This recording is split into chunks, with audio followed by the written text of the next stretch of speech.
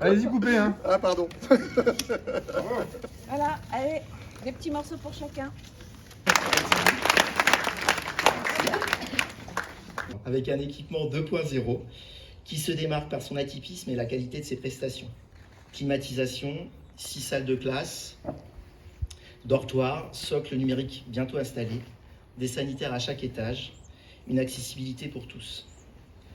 Une rénovation qui témoigne de l'engagement que nous partageons avec mon équipe pour valoriser notre patrimoine bâti. Cette réalisation s'inscrit dans un contexte Covid inédit et financier particulier. L'investissement est considérable pour une commune de notre taille. Coutevroux ne compte en effet que 1200 habitants. Cet investissement était à la hauteur de nos ambitions et de notre volonté de participer activement au bien apprendre de nos enfants. Il représente un investissement de près de 2 millions d'euros, réparti de la façon suivante. Une subvention de 140 000 euros dans le cadre de la DETR. Je tiens d'ailleurs à ce titre à remercier monsieur le sous-préfet. Un apport de 400 000 euros dans le cadre de notre PUP. Un recours à l'emprunt à hauteur de 600 000 euros. Et près de 700 000 euros sur nos fonds propres. Un effort collectif qui, je pense, en valait la peine.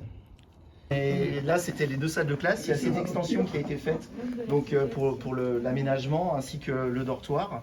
Mais là, on est sur le bâtiment historique avec les 2 salles, en fait, les 2 salles historiques du rez-de-chaussée et la mairie était à l'étage.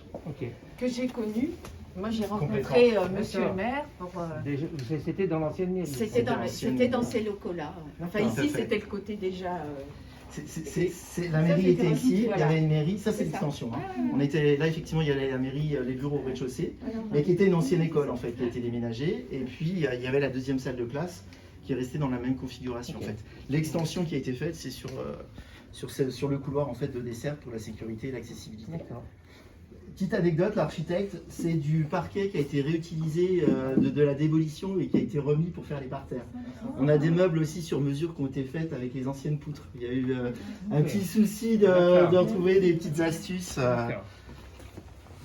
Et c'est pareil, on est parti, alors c'est l'école Pierre Falquier, il y a une déclinaison donc, qui a été faite au niveau d'auteur, en fait on est resté sur des illustrateurs. Donc chaque salle en fait a un illustrateur, on a essayé de... Voilà, donc en fait on a des œuvres, des illustrations, des œuvres, on a pris des auteurs en fait qui ont utilisé... Pierre Falquier, alors on n'avait que des hommes. Et voilà, et on a comme j'ai une adjointe très sensible à la parité, voilà. Nous avons des plus récentes. Alors, déjà,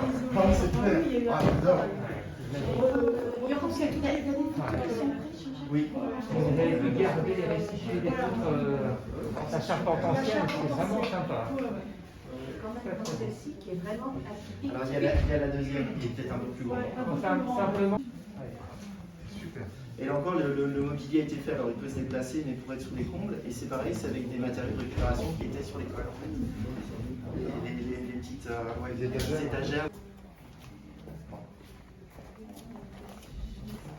Quand on voit qu'une commune de 1200 habitants est capable de sortir un projet à 2 millions d'euros, monsieur le sous-préfet, je me tourne vers vous, je pense que vous ne devez pas en avoir beaucoup dans votre arrondissement.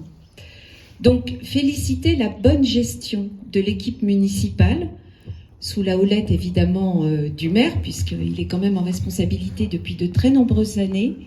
Et c'est cette bonne gestion qui a permis évidemment de dégager des fonds propres, 700 000 euros. Franz Mollet, le maire de Voulangy, d'ailleurs a réagi. Waouh!